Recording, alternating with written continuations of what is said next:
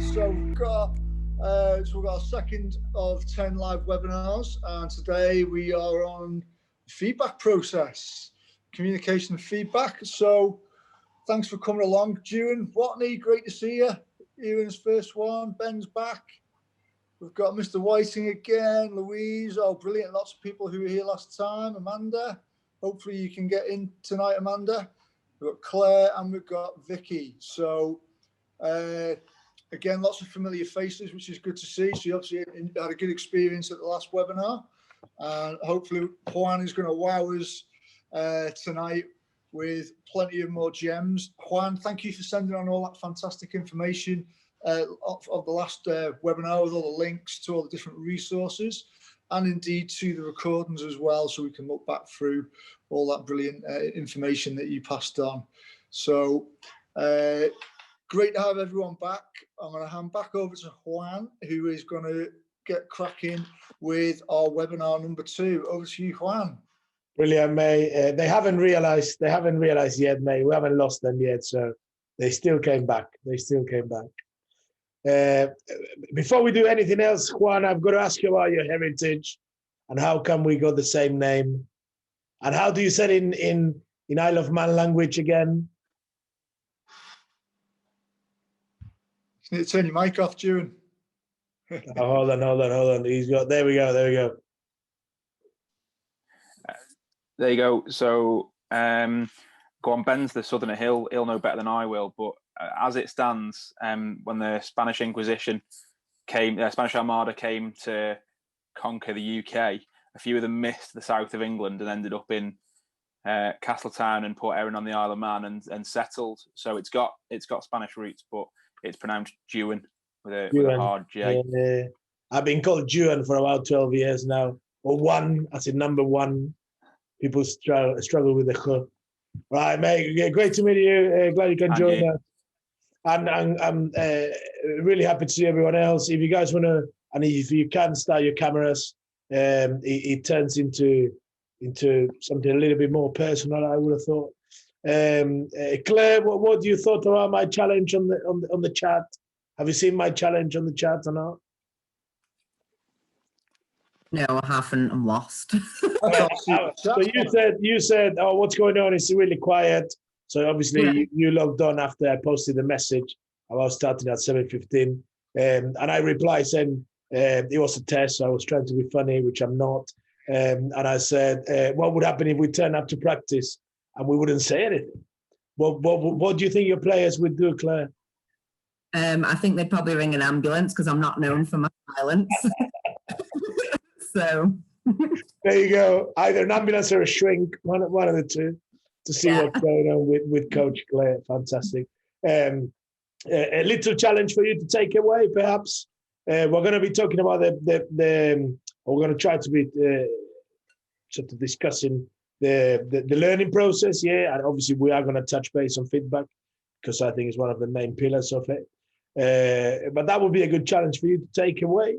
I think if you do give it a go, turn out to practice and sort of just looked at them and see what happens. I've tried it many times with huddles. Okay, so as we call people in all the time for some reason, and I just sort of looked at people and they looked at me, and it was very, very uncomfortable and it was very awkward. People were sort of giggling and looking at each other, and I've tried it in very competitive environments as well, as in what we normally call performance and elite. And people just looked at each other. And I was staggered. I was the only one that had something to say. Obviously, it wasn't the case. People had lots of things to say, but they were just in a mindset where we're just coming here to listen. Okay, so give it a go. Claire's going to give it a go. Have you got some sessions left before the end of the year or not? There you go. So next huddle, somebody's going to have a phone and they're going to film you. You're going to bite your tongue and you're going to see what people say around you. There you go. Ben, you only said that message to me. Do you want to share with everyone? Now that you have to share because I just said that. So tell us. There you go. 15 minutes, mate. That if that was teenagers, I think it would have been the most awkward moment of their lives, for sure. Cool. But anyway, after that, I'm glad this conversation's take us elsewhere, which is, I think, is brilliant. I'm not sure it's elsewhere. I think it's sort of part of the same thing. But as Trev said, we're going to be discussing a little bit around learning process feedback and those that process, that just involves every human being all the time. We cannot stop learning. Even if we wanted to, we cannot physically stop our learning. Busy afternoon. We go on and watch a bit of Netflix or whatever it is. A busy day. We're sitting on the couch. We're still learning. We cannot switch off as human beings from learning. So I'm just gonna pause this for a minute because Zoom is playing tricks on me again. And my mouse has disappeared, so you'll have to bear with me. 1 sec. I'll sort out my screens. This is all live. This is live TV. We're on. Here we go. Hopefully that wasn't the end of the world. I'm going to leave you, Trev, with a chat, if that's okay. You're going to throw some bits in there from the chat, or just open your mics as usual. I'm conscious a couple of you it's the first time that I hear. Hopefully you've seen the recording. I know Trev sort of touched base on it. If you haven't found your email with the resources from a couple of weeks ago, please check your spam, please check your advertising folder or filters or however you got it configured. It has definitely reached you because he hit 100% on MailChimp, which is where it comes from.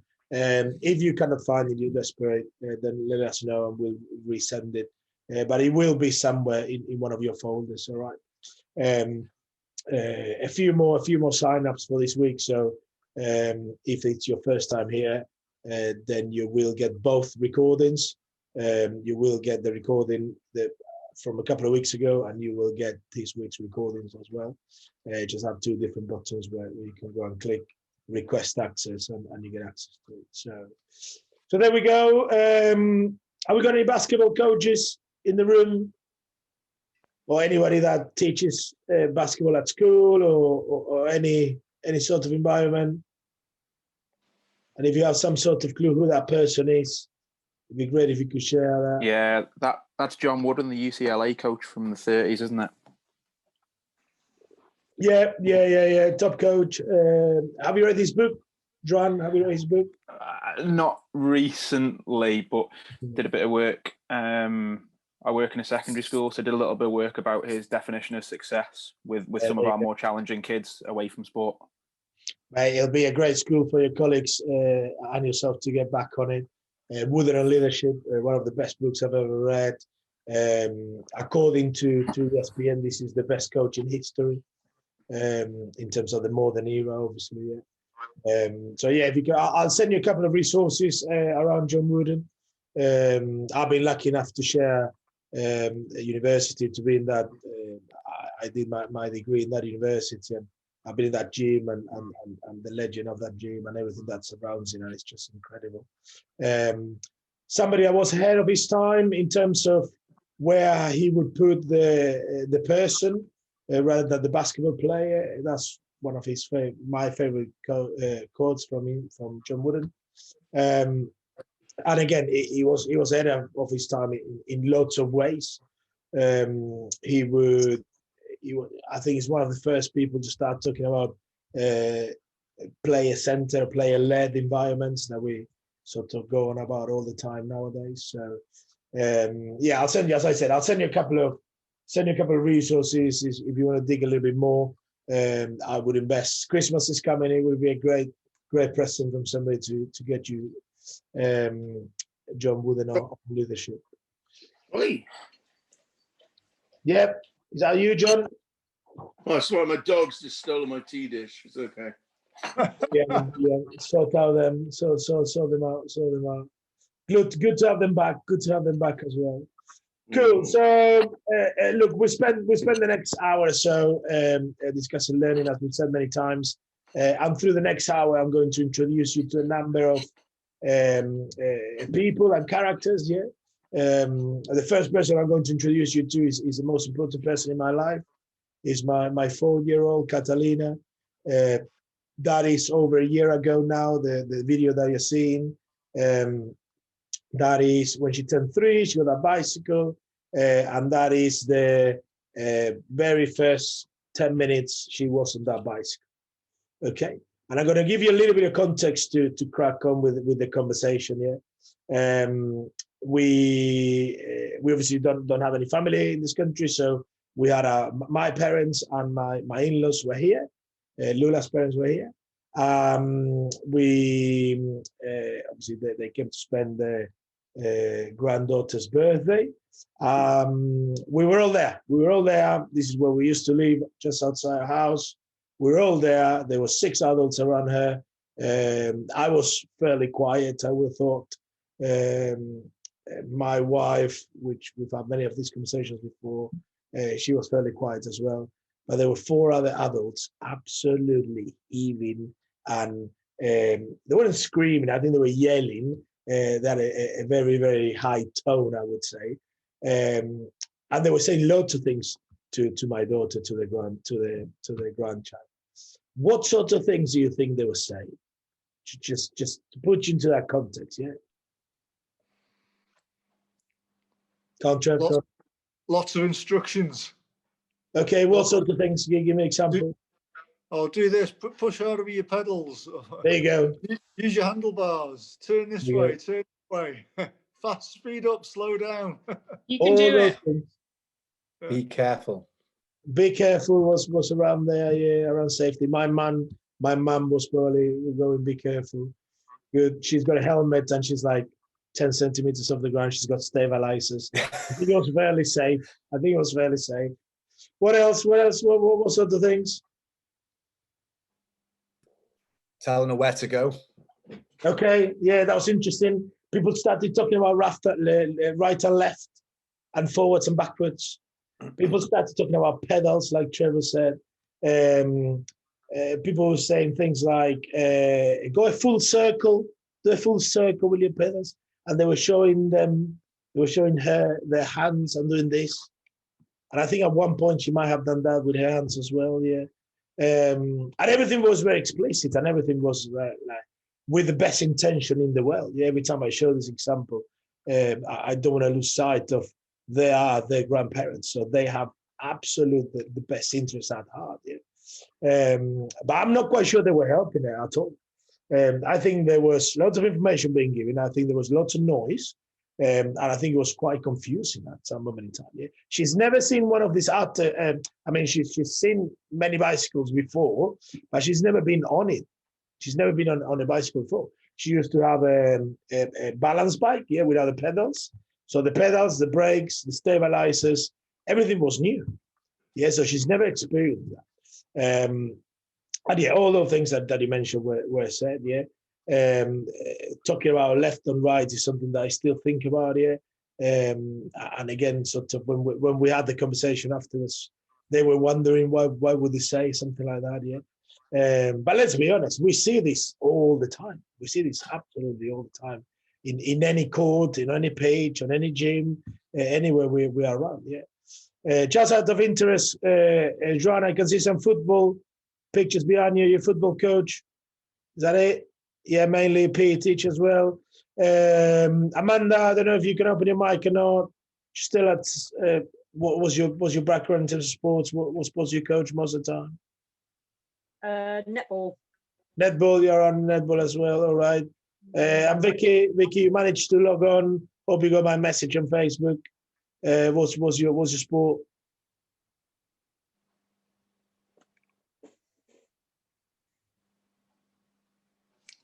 Netball. Netball as well. Cool. Bloody netball, they're all over the place. They're all netball. Great sport. Don't you pinch our boys, Claire Batty. Don't you pinch our boys for the flipping boys netball? Yeah, absolutely. No, There's a professional league in New Zealand. Is good, great to watch. Vigorous sport.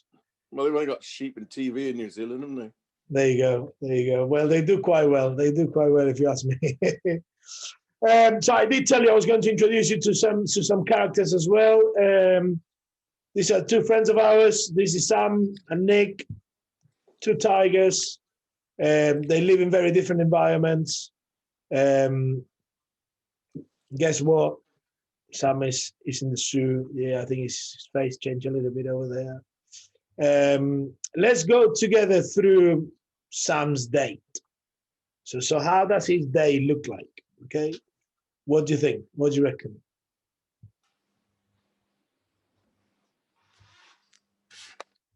He gets up, he gets fed, he walks around his cage, he feeds a bit more, he lies down, he goes to sleep, and that's his day. That's probably like it, yeah. Unless you are the lion from Madagascar, has a big show and love his life, yeah. If you watch the movie, you know what I'm talking about. It probably has loads of very similar timings as well around the guards, duties and stuff like that. What kind of level of struggle, obstacles, challenges, changes do you think he lives throughout his life or throughout his life in the zoo? What do you reckon? Very low level, very, very boring. Yeah, it will be. It would be. It will be. I think hashtag. Mental health. Sorry, Louise, come on. Mental health issues, I think. There you go. There you go. Yeah. Absolutely. I think we all got mental health. Yeah. And obviously some people struggle with more than others. Funnily enough, we're going to be chatting through with Dr. Susan Brown in a few sessions. I think it's around March. I can't remember from the top of my head. I don't have it here, but it'll be in the information you've got on your registration email, and we'll be touching base on all those, which again it should be at the heart of everything we do.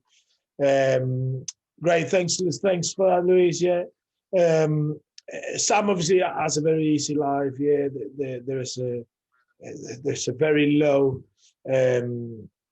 level of effort, I would have thought. There's not many changes, there's not many challenges here. Guess where Nick lives?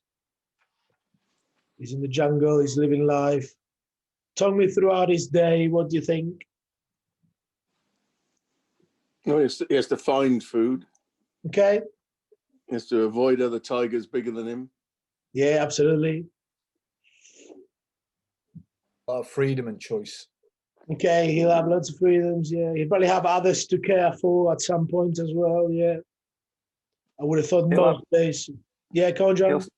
He'll still have his routine and he'll have habits that he's adopted that work well for him.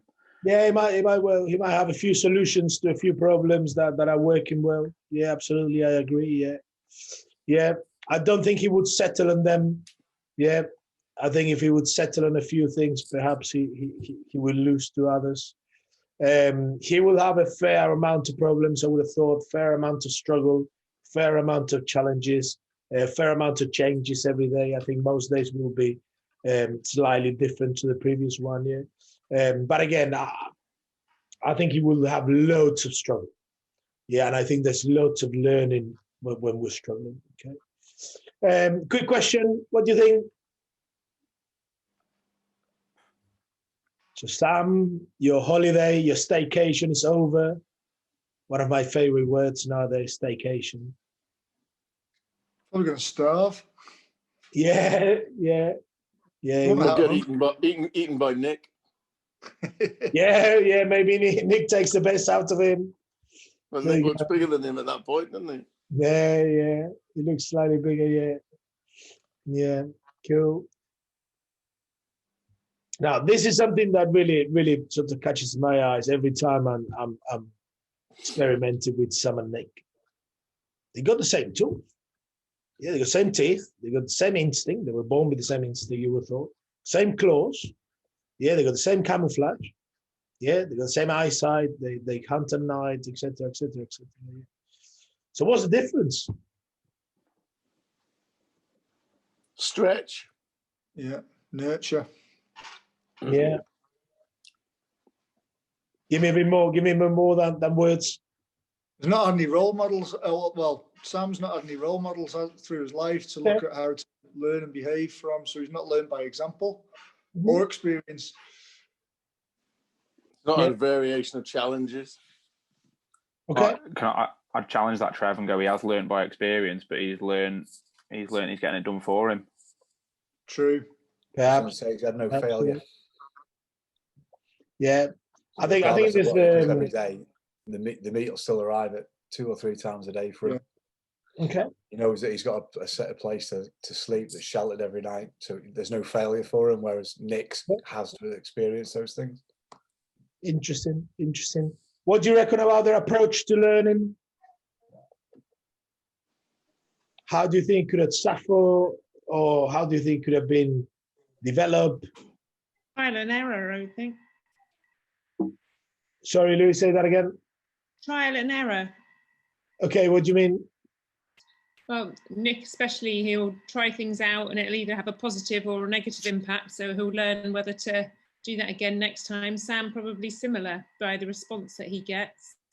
They've been a bit more coerced into things than, I mean, potentially you don't know what practices they use in the zoo, but it might be beaten with a stick or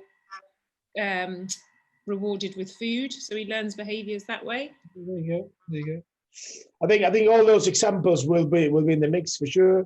I think all those examples could be sort of summarized or get together into an environment, sort of big word that overcasts all those bits. Yeah, so their environments have obviously affected their behaviors and have obviously had an impact on their approach to learning. Yeah, there is obviously a constant necessity for Nick to try to put some effort on what he's doing. Okay.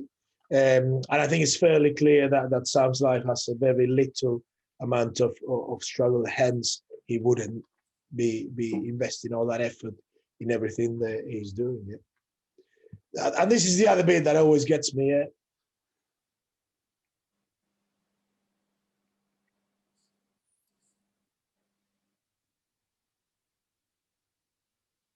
What do you reckon? Well, you can certainly relate that to sports, can't you? Because you see these sessions with kids with lines of cones waiting to have a go, and then you see sessions that are built on games, and the guys who play the games are the ones who are much better adapted when they're actually playing games out there against real opposition. And so by spending time on the field, as one of the others said, learning to fail, you work out what works best and what doesn't work as good. You could argue, though, couldn't you, that actually, even if we put on a good session, we're still doing it for them. It's still being in the zoo. Actually, do we need to step back even more? Yep. And just have that moment of silence, unlock the Astro for them, and go, see you later. Yeah. Well, I've said it a few times on these sorts of courses. The more I coach, the less I plan my sessions. I just have an idea of a theme and just see where it goes, see where the players want to go. Because if I go down and say, right, we're going to do this, and then for 10 minutes, we're going to do that, then for 8 minutes, we're going to do that, then for 6 minutes, we're going to do that, they're not doing any thinking at all. Whereas if I say, well, I want to go from a small sided game to a bigger sided game, you can make the pitch whatever size you like, they actually have to think about it and go and do it. Yeah, I think what you just described, both of you guys, I think is very different to what people will perceive around there's a ball, go and play some football, or go and play some netball or some rugby or whatever it is. Yeah, I think what you just described has a lot of intentionality in behind. But for a bystander, for somebody that's just around your pitch, your court, your gym, or whatever it is, it looks like you are not coaching because the preconceptions of all of what coaching should look like. Okay. Cool. Thanks for that. Thanks for really good interactions. Fantastic. Keep them coming. Last person I'm going to introduce you to is my friend Jerry. Let's talk through what you guys noticed. What you guys noticed?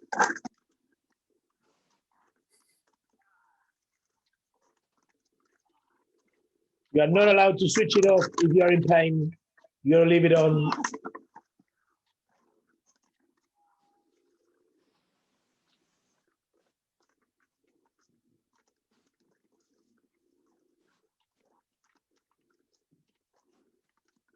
What do you notice? What do you reckon?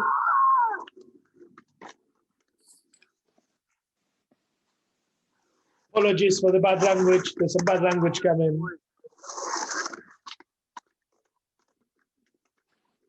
Let's fucking try. Sorry.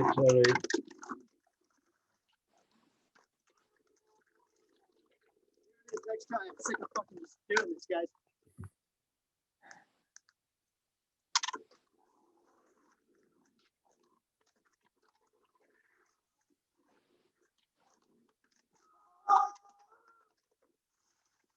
That's it. I found it. That was it. I found it.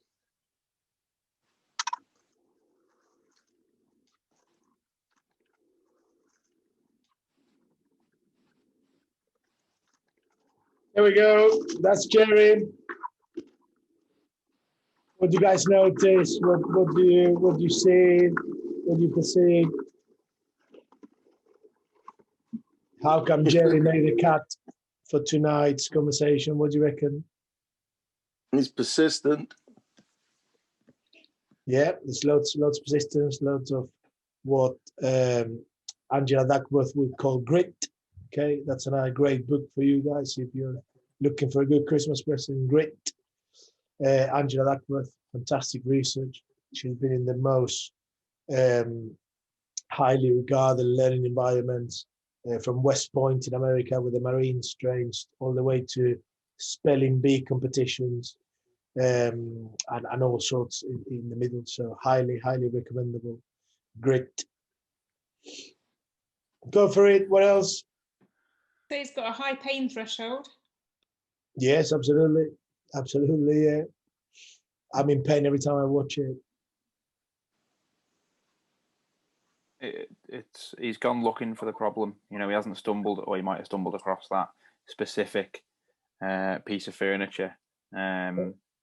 But he's, it's driven by him. He's got the intent. Just curiosity has gone, oh, maybe I can do this. Cool. If you are on this side of 30s like I am, you'll know Tony Hawk, who is a bit of a legend around skateboarding and was one of the founders of the X Games, and he's knocking the door on 56 years old, I think he is. And I'm going to send you a resource where he's got together with a camera crew. He's just dropped his children at school, and now he's gone to Halfpipe to try to achieve a new trick that he's never done before. Okay, and he's got a time limit. The time limit is picking back up his kids from school, and he's got a few cameras and a producer and some crew members going around, and he's constantly talking to his people about what's going through his head when he's trying to do a new trick. Something that's never done before. He's combining 3 different tricks, and at least to his knowledge, he's never seen it before. Okay, really interesting the conversation he's having with all these people. Okay, so have a look. It's about 9 minutes on a YouTube video, and I think there's lots of things that we can unpick from those conversations. Cool. Lots of things over there. This is Jerry when he was little. Okay, he started quite early, bless him.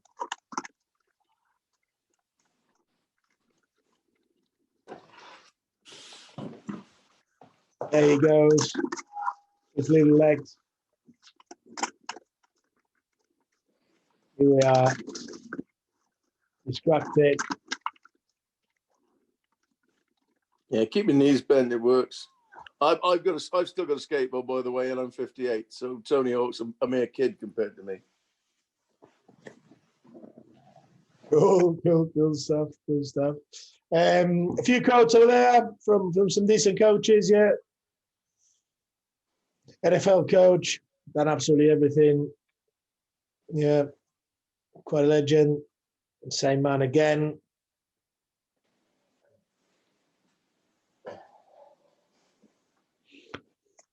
There we go. I'll be surprised if you know this gentleman. He's a taxi driver in London. There you go. There's the name of the study over there. Really interesting stuff around how people learn. Taxi drivers are well known for knowing all sort of in terms of streets and how to get to places and combinations. London is a very complex city. It's not a square-on sort of city. I don't know the exact name for what I'm thinking, but you know what I mean. Yeah, so it's not straight lines. Yeah, so really complex sort of learning going on there. Basically, what they did throughout a number of years was trying to compare how the brain was developing around quite a few bits that are quite technical. So I won't bore you with that, but basically what they realized is that the more hours they were driving, yeah, the better they will resolve different problems, such as getting somebody from A to B. Okay, so it is fairly obvious, yeah, that if we ask somebody, do you think you're going to get better by doing this for a number of hours? They probably say yes, because I have more experience around it. Yeah, it obviously depends what sort of environments we will be presenting or they are presented with. But yeah, long story short, I think if we're doing bits for some time, we'll obviously get better at it. Now, this is a really interesting bit here. So what they did was they went on to stage B of the process, yeah. And what they tried to do was to come up with how would, again, the hypothalamus develop in their brains. Once again, similar conclusions. If they were more experienced at it, then they have more knowledge. Okay, but this is a really interesting bit. So they compare bus drivers with taxi drivers. Yeah, and just have a little look at those traces. Yeah, and after a few years, yeah, they did come to the conclusion that both brains were developing. Yeah, but one of them actually was only on the taxi drivers. Yeah, had actually more gray matter in terms of development. Okay, so their brains were getting better trained. How and why? Because they had very different days. Okay, the problems that the taxi drivers were solving were very different and much more complex than what the bus drivers were actually trying to achieve. Okay, so just have a look at their routes, imagine their days, yeah, different passengers all the time, yeah, different routes, traffic jams, etc. Now, if you compare that to a bus driver, where they normally do the same route over and over and over until they swap, I don't know, some shift. I'm not quite sure how it works here, but I would have thought that it is likely that they will have a very repetitive route throughout. Okay, we spotted her, Ben. Don't worry, we already spotted her. He's ignoring us.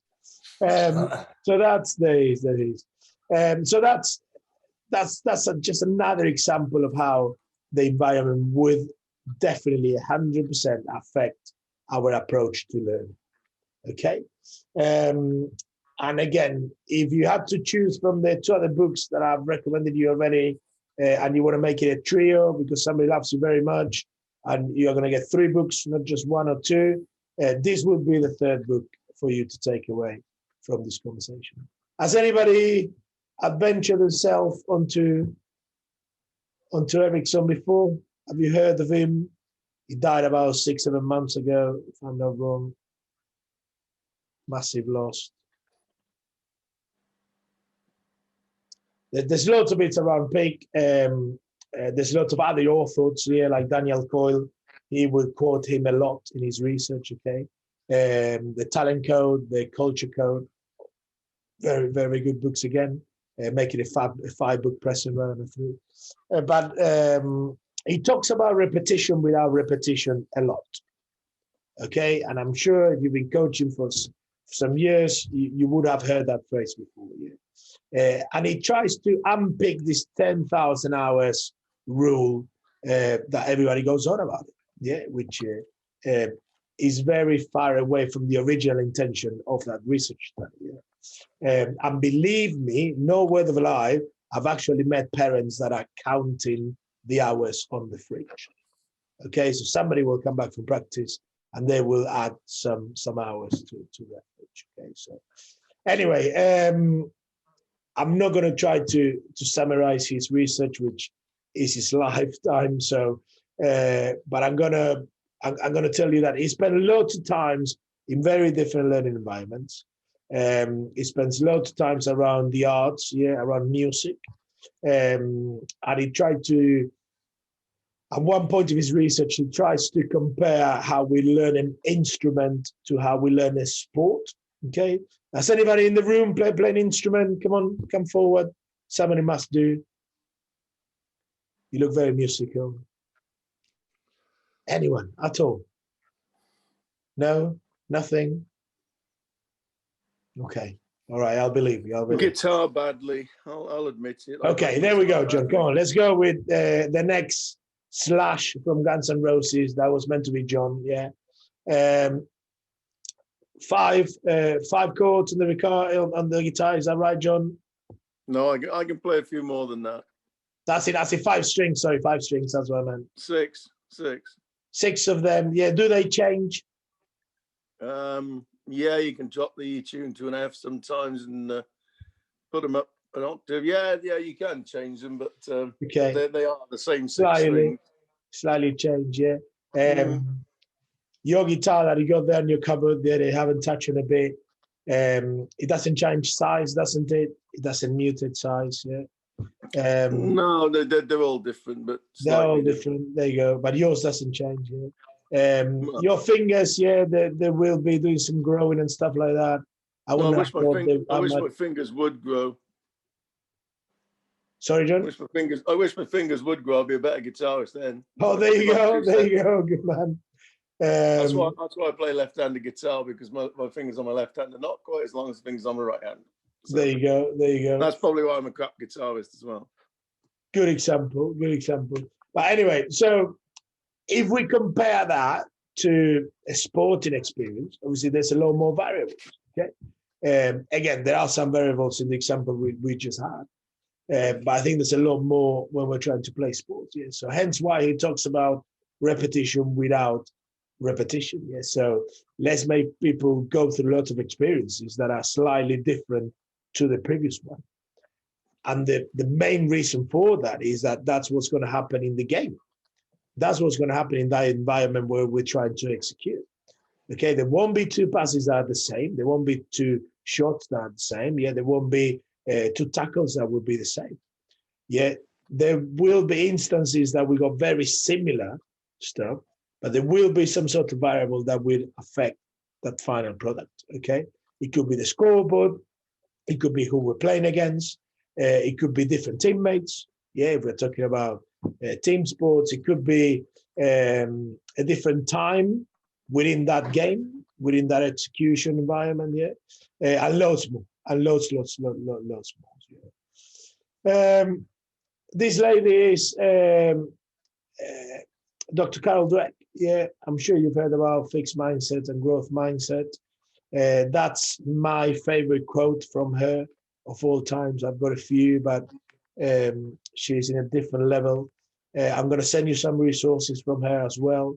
Again, somebody has dedicated her life to study how people learn. Yeah, very, very charismatic person. I'm sure that if you watch one of her TED Talks, you won't be able to watch only one. I'm sure you'll jump onto the next one. Again, I'm not going to try to summarize her life work into a slide, but that's pretty much what we can understand from fixed mindset to growth mindset. Yeah.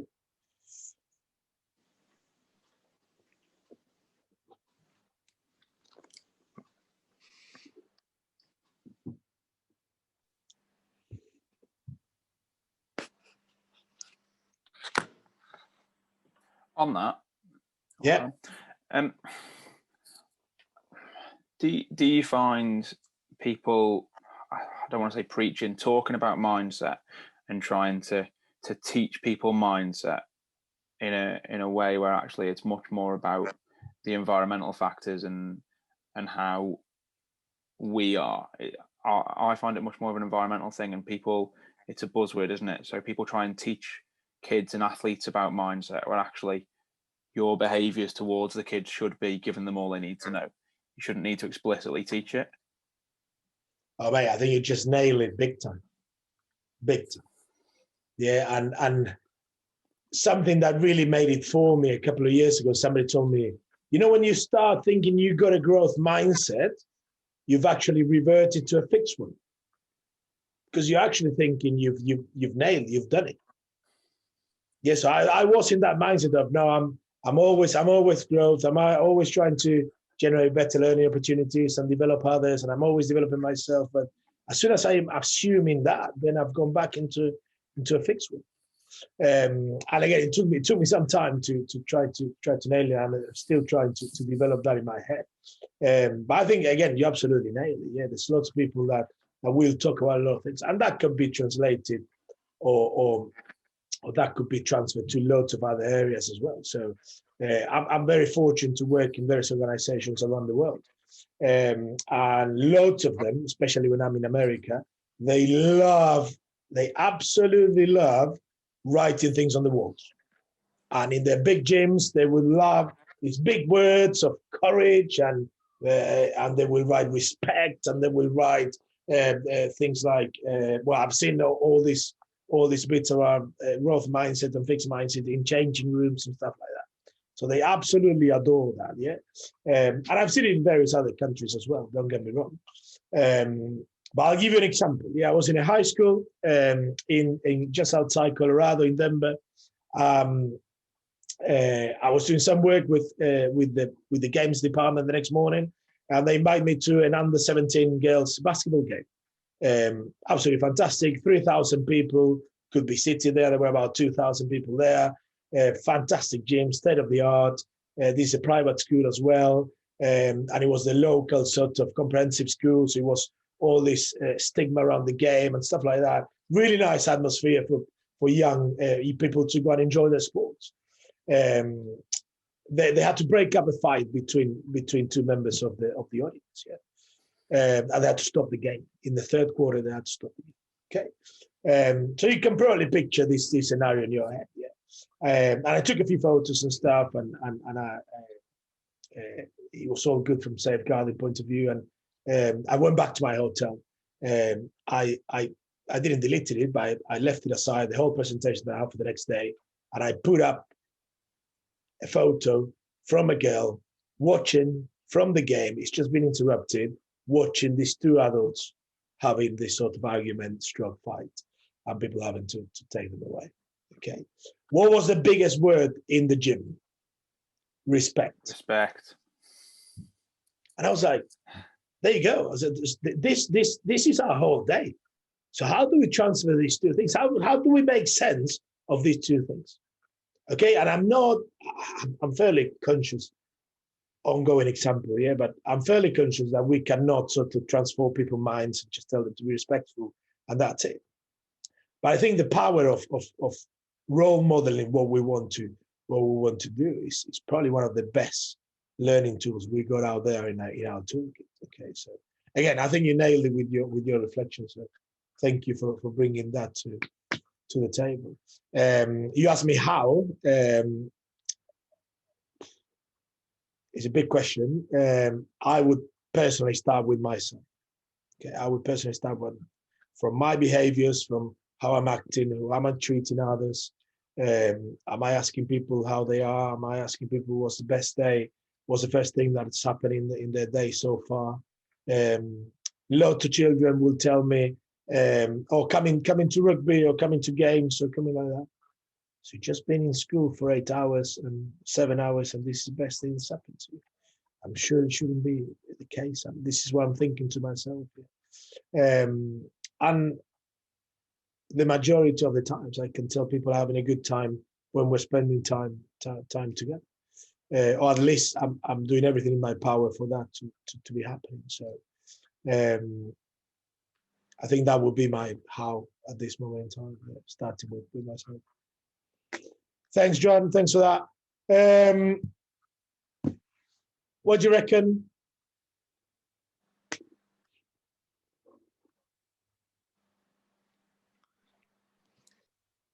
We spoke last time about vulnerability. I think, like, touching on the last point around modeling your behavior, if you want to have a growth mindset, then you need to demonstrate it yourself and make yourself vulnerable. That picture there of Nick and Sam, the Nick situation is far more scary, isn't it? Because they're going to do things that aren't on your bit of paper. They're going to act in ways that aren't on your bit of paper. They're going to try things that you haven't thought of. They're going to try and break the game. That's what Nick is. It's not someone that's going to follow your instructions and do as you say, when you say, and how you say it. So for a coach, I think that Nick is far harder to deal with, but ultimately that should be, well, in my opinion, my philosophy would be, that should be the kind of person that you want. There you go. Cool. And obviously it's for each of us to try to reflect. I wouldn't have thought it's just either off. I would have thought there's loads of bits in the middle, yeah. And it's something we normally sort of say in coaching and in education, that there's lots of grace. I think there are as grace as we got individuals, because I think learning should come from the individual that we're trying to develop, and not the other way around, like we tend to see in most educational systems. Did anyone have a few minutes to watch that documentary that I've sent you from Michael Moore between the comparison between the Finnish education and the American education? Highly recommend you go and watch those. I think it's 13-14 minutes, or just listen to it in the car or when you public transport or whatever you are. Because I think there's loads of things. There's loads of things that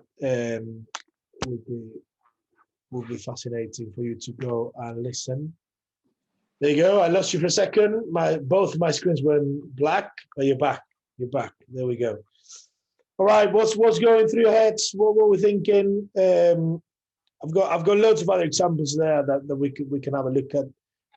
But tell us what's going through your heads right now. What do you reckon?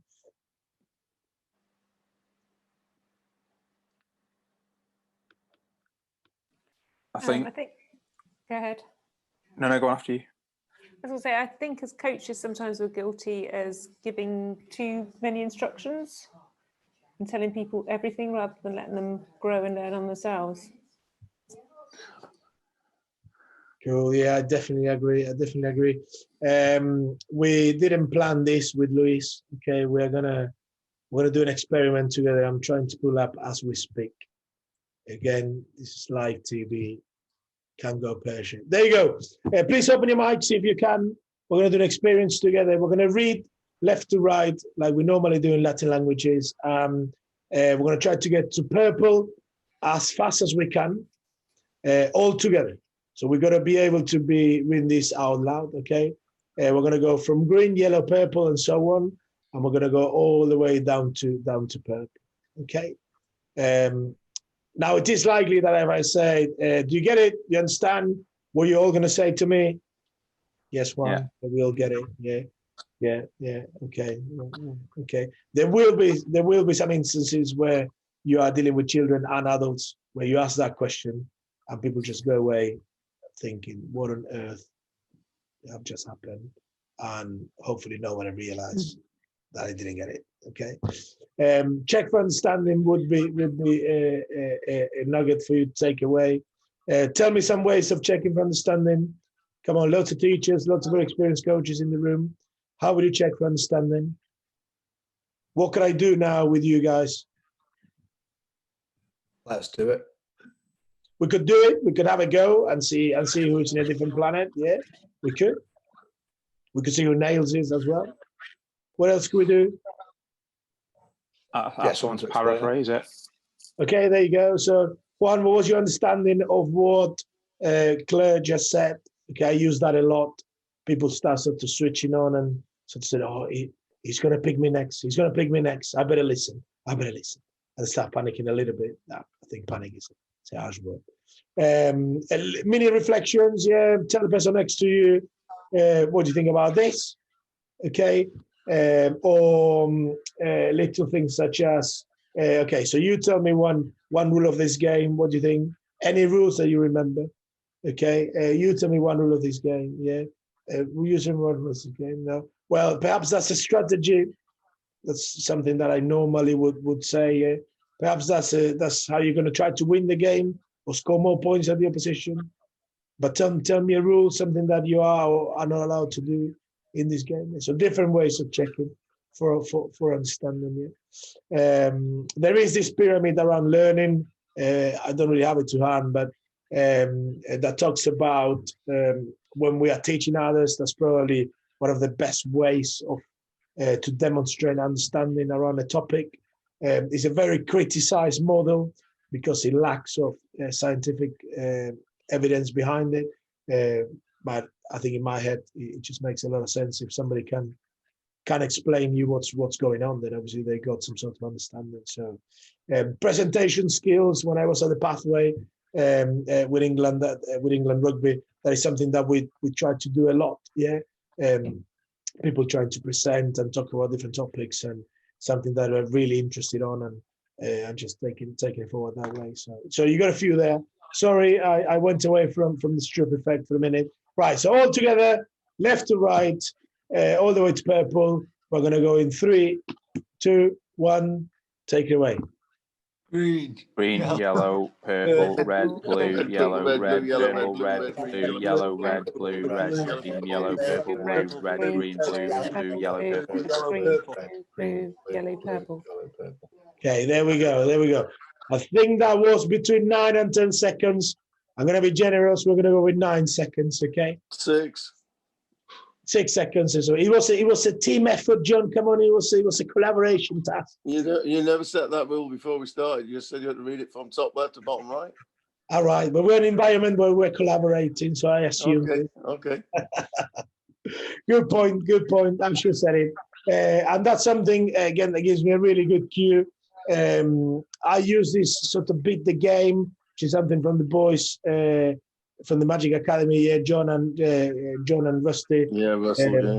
And I think John has been in the island before, is that right? Both of them have. Both of them have, yeah. I actually get them both, yeah. We collaborate a lot with them. We work together in lots of projects. And they use this hashtag about beat the game. Yeah. So how can we develop that with our players? So how can we get people to do what John just did to our task? Yeah. How can we pick it apart? How can we take it to the next level? Less rules. Absolutely. Bring it down as simple as possible, and then ask people afterwards, why did you do that? What was that advantageous? Could you do that in the game? Did the rest of your team understand what you were doing? How could you explain it to them? Some great questions there. Thanks, John. Thanks again. Cool. Look what happens now. We're going to change one factor. You're going to try to tell me the color. Okay. So the first one should be blue. Okay. We're going to do the same exercise, left to right, all the way down to blue. Ready? As a team, John. 2, 1, go. Blue, red, green, yellow, blue, purple, green, yellow, purple, yellow, green, blue, red, green, purple, yellow, red, purple, green, blue. Right, I had to put you out to a mystery. I had to mute you all. Sorry about that. Feel free to open them again. Definitely take it longer, you think? 100%. Again, how many variables we actually changed? 1. Just the one. Yeah, just the one, absolutely.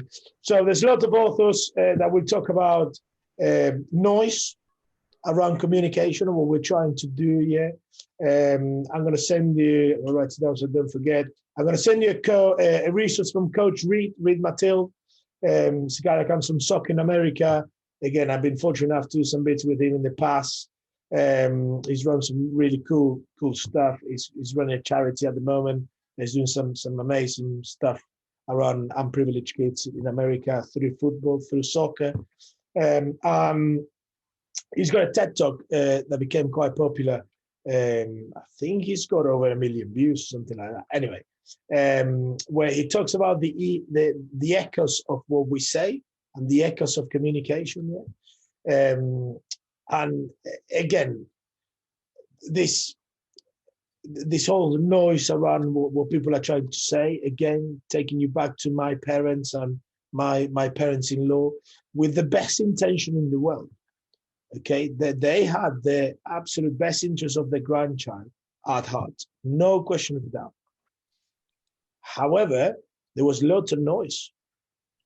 Yeah, there was lots of things you couldn't interpret. There was lots of yelling. Yeah, anybody that is trying to tell you something from over 40 yards is 100% yelling at you. And there's lots of research around what screaming triggers in our heads, in our brains. There's lots of research around tone, especially with young children and babies, and there's lots of very interesting stuff. Yeah.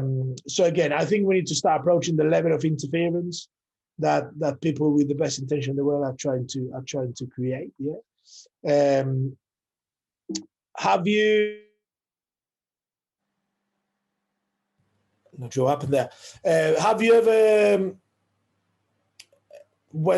have you ever gone through this? That happens to me about 3-4 times a day, where you're actually writing something in your computer, but you're on the phone at the same time, and you tell the person on the phone where you're typing, or vice versa.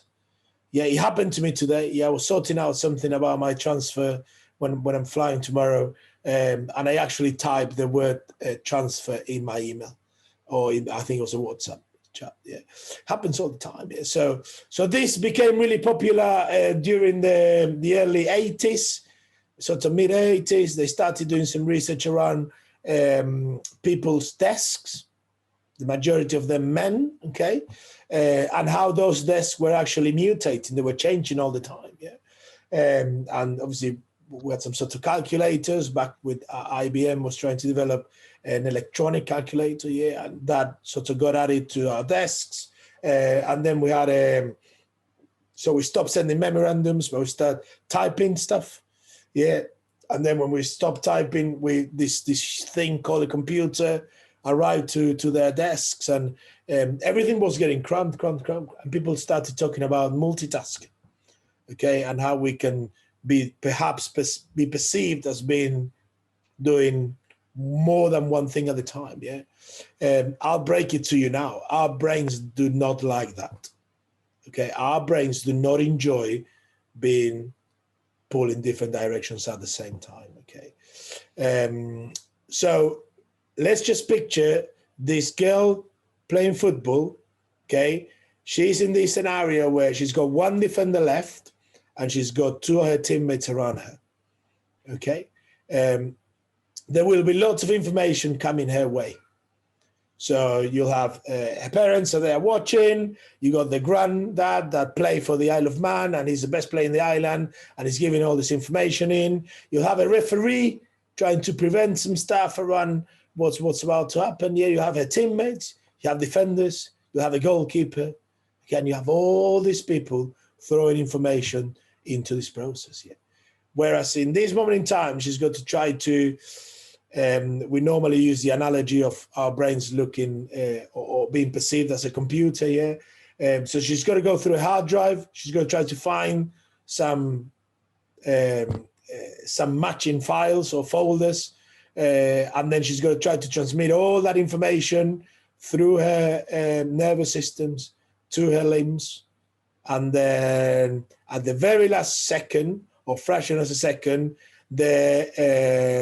one of her teammates trips over, or the defender comes in with a tackle, which it was the last thing she would expect. All of this is in a fraction of a second, with all the information that is coming from outside.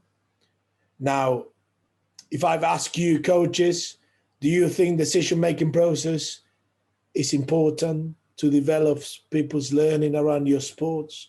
I think you will all tell me, yes, it's absolutely crucial. Please correct me if I'm wrong, yeah. But she's trying to make that decision. She's trying to take that decision on board. She's got all this information coming from the outside, which are likely, or it is likely, to be slowing down that process, okay? Until we start having those conversations with people around her, they are probably going to continue to do it. Yeah, and we'll probably still have lots of people trying to shout and things. Yeah, and again, lots of people with the information still do it. So I think that's where we come in as a collective force to try to prevent that. Yeah. So, but anyway, thank you for taking place in that little experiment over there around instructions. Yeah, some authors are actually calling this joystick coaching, where people are trying to reproduce what would happen on a PS console or an Xbox, something like that, where we're trying to control the players with our joysticks. Yeah. I've got 2 more clips. Please do interrupt if you've got something going through your heads. I'm going to show you 2. It'd be really helpful if I share my screen, wouldn't it? I'm going to show you 2 clips. This one over there is a head coach for England Rugby. Just have a look. Get you to turn to the camera. We've got a few questions from Facebook. Thank you very much for these questions. This one comes from Liam Dunseith. He's asked, I noticed you just observed for a while when you went into the coaching. What were you looking for? We're just looking for the main things that needs to improve. You've got to allow the players to explore and develop, and then look to see what you need to improve in. Brilliant. Okay, so I'm not quite sure if you watched that. That is got, must be getting to 1.5, 2 years old.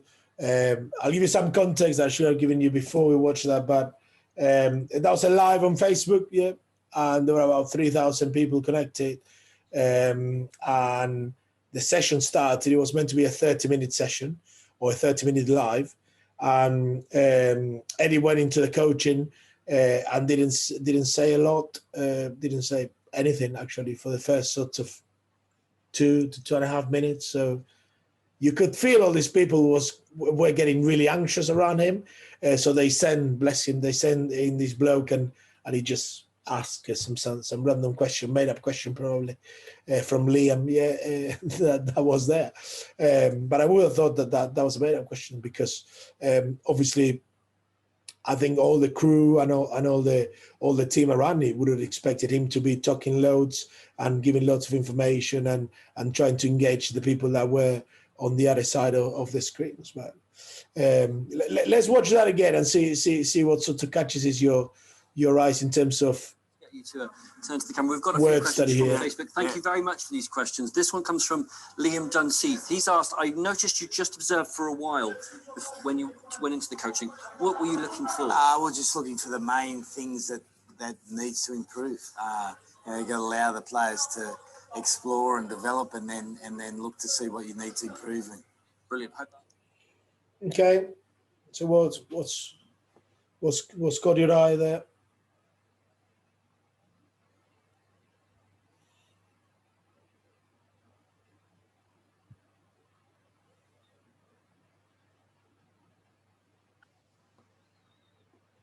I guess think it's it's good that he's taken some time to observe without going straight into commenting, but I don't know that necessarily just looking for things that need to be improved. Perhaps he wants to look for things that should be encouraged as well, but I mean, the point is more that I think it's good that he observed first. Cool. Is it? Yeah, go on. Might it not be that level of understanding that he's got? I think, is he cognitively aware of all of his decision-making process? So is that quite a difficult question to ask, because a lot of what he will be doing will be subconscious. I think to then ask him to break down his thought process is going to be really difficult. So it's an off the cuff answer. It's that unconscious competence, almost. Yeah, and we spend most of the day in that first status that you name. And bizarrely enough, we normally have our best ideas on the other one, when we're either asleep or walking or jogging or I don't know. Not many people tell me they have the best ideas when they're sitting on their desks with their pens ready for the next bright idea. We'll talk about creativity in a couple of sessions, and I think they'll come back for sure. But Luis, I'll go back to you. How many times you turn up to your gym, to your courts, and you got a bunch of girls playing their game, and you're setting up whatever you're setting up, and they're just playing a game? I don't coach that sort of sport, so unfortunately, because I work with disabled children, they do need quite a lot of supervision. But when it comes to the actual coaching, I have to sort of give them an opportunity to get warmed up, see what their behaviour is like on that day, sort of encourage them to practice what we might have gone over the week before to try and gauge whether they've retained the information, whether they're in a good mood, whether they're in the sort of situation where they will listen, observe, or if there's anything. Their behaviour can be quite different from one week to the next, so it's good to observe where they are in the space that day. Yeah, absolutely. Yeah. Get on with a lesson plan. And I'm assuming, I would imagine the same is true of any team that you observe. I was just you took my words. You took my words. I mean, you're definitely coaching from the individual. You're definitely putting them in the center of every process that you're taking forward. Interesting what you said around. Well, we've got to notice. We've got to sort of work really hard on our perception skills about where they are in that moment in time. Are they had a good day, a bad day, and whatever it is. Yeah. But I'll persist with my example from before. If you find yourself turning up to a session and people are playing whatever they're playing, and perhaps they found a ball somewhere behind a bush and they started playing with that ball, or they brought their own, which I've seen loads of times. See if you can tag along, to see if you can carry on with what they're doing. Because most of the times, I would say 99% of the time, people will blow a whistle and go, guys, girls, now we're on. Now we're starting the lesson, or we're starting the session, or we're starting the training, or whatever it is. Yeah. See what happens. See what happens if you just sort of tag along around what they're doing. And you could combine the both, Claire. You could combine the both. You could combine the challenge that you got from before and this one, just sort of hang around for a little bit and see where it takes you. Luis, do you coach any particular sports, or do you do a whole lot of stuff? With the children, it's horse riding. So it's more of a therapy session in some respects for them. Yeah. But I sort of get involved with able-bodied people with triathlon and personal training. Okay, cool, good stuff. So not so much team sports then. Brilliant. Well, thanks for that. Thanks for that. Right, I'll show you one more clip, and I'm conscious of time. This is Danny Kerry. I'm sure most of you have come across him at some point. He's got three. He's got the guru. Yeah, absolutely. He's got 2 Olympic medals with the GB women's hockey team, field hockey, that is. And he's got a 7th place as well. And he's been around for about 15 years in those environments. To just have a look. This is what GB hockey calls the golden thread. Yeah, and it was launched, I think, just under 2 years ago. And it's been developed. No, it's a lot older than that. It's been around about 5 years now. It was around when I did my first coaching programs about 5 years ago. Okay. The second cycle. Yeah, it's good. It's still very relevant though. Yeah. Sorry, go on. Yeah, crack on, man. Sorry. No, that's absolutely fine. I only came across a couple of years ago with a live PDF that blew my mind. And one day I want to be able to have those IT skills. But anyway, just have a look and see what he thinks. We in GB Hockey feel very strongly about the 5 elements of the golden thread. We believe it has to be fun.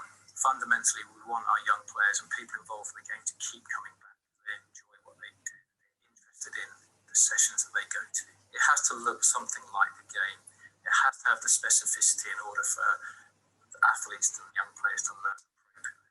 As a result of that, there has to be constant decisions. We can do an awful lot of repetition of techniques, but that is not binding the decisions. We have to have sessions which have constant decisions. As the same part of that, we have to have lots of touches of the ball.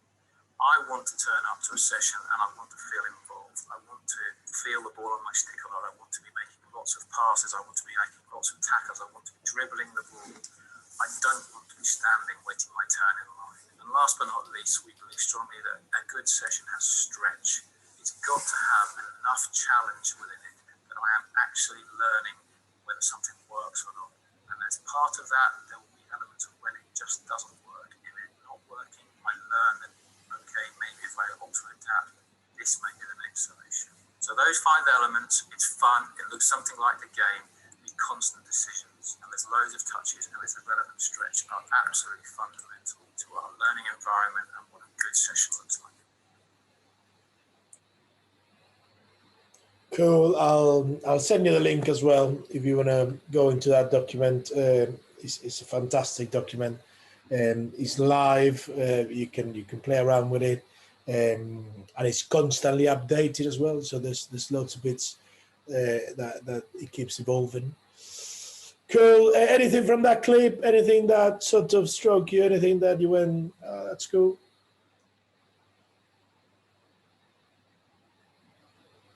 Even at the top levels, you've got to keep it fun. If you get people bored, they just don't get as much out of it as they might. 100%. I don't know if many of you follow the All Blacks on Instagram, on the social media, but the Maori All Blacks here play this weekend. They've trained together, which I thought it was quite cool, the two teams. They managed to do about 20 different warm-ups in their week together, or 10 days together, and you can see them playing volleyball with a Swiss ball over the post, and they were playing some baseball the other day with a rugby ball, and I thought, yeah, I mean, they got smiles on their faces, having a great time. They're representing their heritage and their country, and just the environment looked like they were giggling and sort of giving each other a little nudge and stuff like that all the time, but when it was time for business, it was time for business, and they still sort of had the smile in their faces when they were playing. So yeah, cool. Thanks, John. Thanks for that. Count Trev, you started and then you were muted and then you started again. It's good. I mean, what stands out to me is we can often get into this mindset we've got to play 11 aside or 15 aside all the time, and it's always got to look exactly like the game. So I love that about the golden thread. Let's make it different. It can be like the game, but it doesn't have to be exactly the game.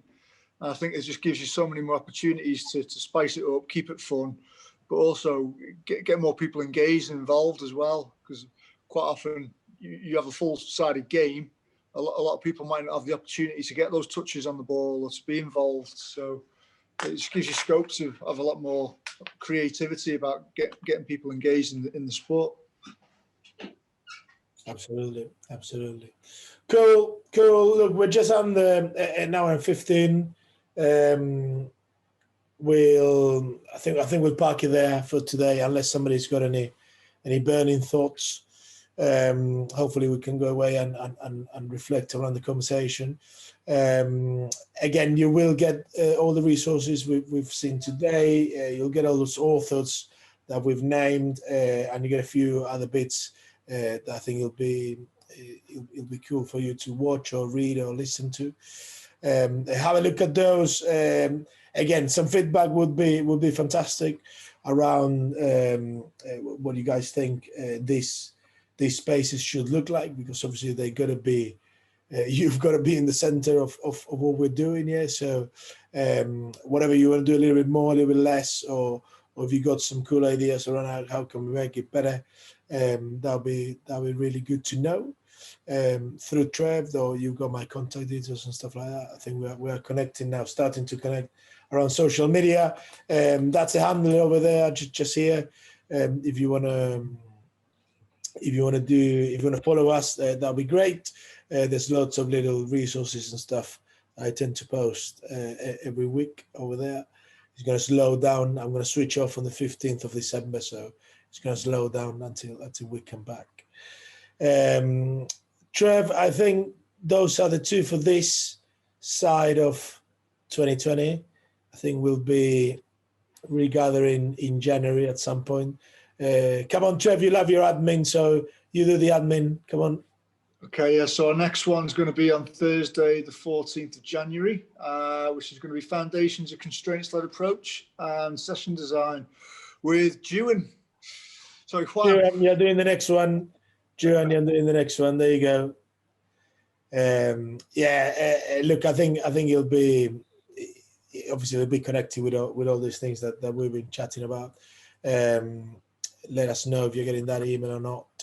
And yeah, if you need anything, I think hopefully you know where to find us and stuff like that. So, and then we've got a couple more sessions, and then we've got some far more interesting people joining us to lead the conversation. So there you go. It's only two more. You got to put it in. There you go.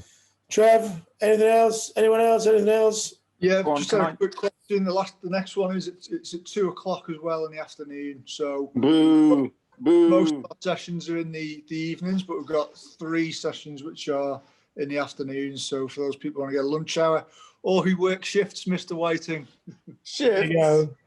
Yes, Vicky. We will record it, and you'll get the email with the recording. If you can sneak to the toilet or something, sneak to the toilet. And tune in, it'll be great. Or just go for a walk and tune in, that'll be great. Cool. Absolute pleasure as usual. Thank you so much for the time. Enjoy the rest of your evening, and hopefully we'll be seeing you very soon. Happy Christmas, end of the year, those bits. Cheers, guys. See you all. Thanks very much. Thanks, everyone. Stay safe. Cheers, All the best. Bye now.